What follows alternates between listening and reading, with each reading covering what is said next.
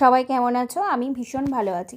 তা আজ যেহেতু সরস্বতী পুজো, তাই সকাল সকাল স্নান টান সেরে নিয়ে ঘরের পুজো তাড়াতাড়ি করে নিয়েছিলাম। আর মা চলে যাওয়ার পর থেকে যেহেতু আমাদের বাড়িতে সরস্বতী পুজো হয় না, তাই পাশেই একটা মামার বাড়িতে গিয়ে আমি অঞ্জলি দিয়ে এসেছি। তা সমস্ত কাজকর্ম হয়ে গেছে, এবার তো রান্নার পালা। আজকে চলো তোমাদের সাথে শেয়ার করি ভীষণ চটজলদি একটা পোলাও রান্না, যেখানে কোনো রকমের মশলা বা আদার্স কোনো স্মেল কিছু থাকবে না, কারণ আমার বাবা ওই সমস্ত খাবারগুলো পছন্দ করে না, হালকা খাবার খেতে পছন্দ করে। তা সরস্বতী পুজো সবার বাড়িতেই কিছু না কিছু স্পেশাল হয়।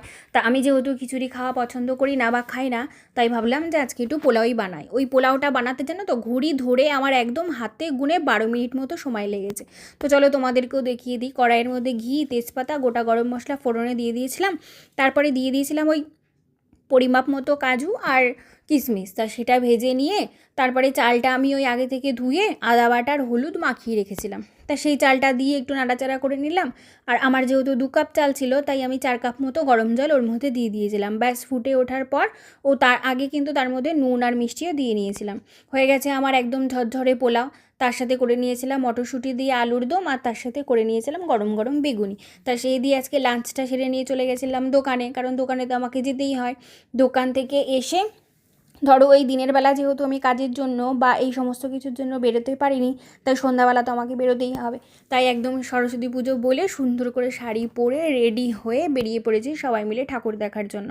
সেখানে গিয়ে দেখি আমি তো অবাক, বুঝতে পারছিলাম না এটা আদৌ কৃষ্ণনগরে সরস্বতী পুজো হচ্ছে নাকি এখনও পর্যন্ত জগতী পুজো চলছে। এতটাই ভিড়, আর প্রতিটা বারোয়ারি এত বড় বড় সরস্বতী করেছে যে তোমরা না দেখলে বিশ্বাসই করবে না। তা শুরু করেছিলাম এটা আমার স্কুল দিয়ে ঠাকুর দেখাটা।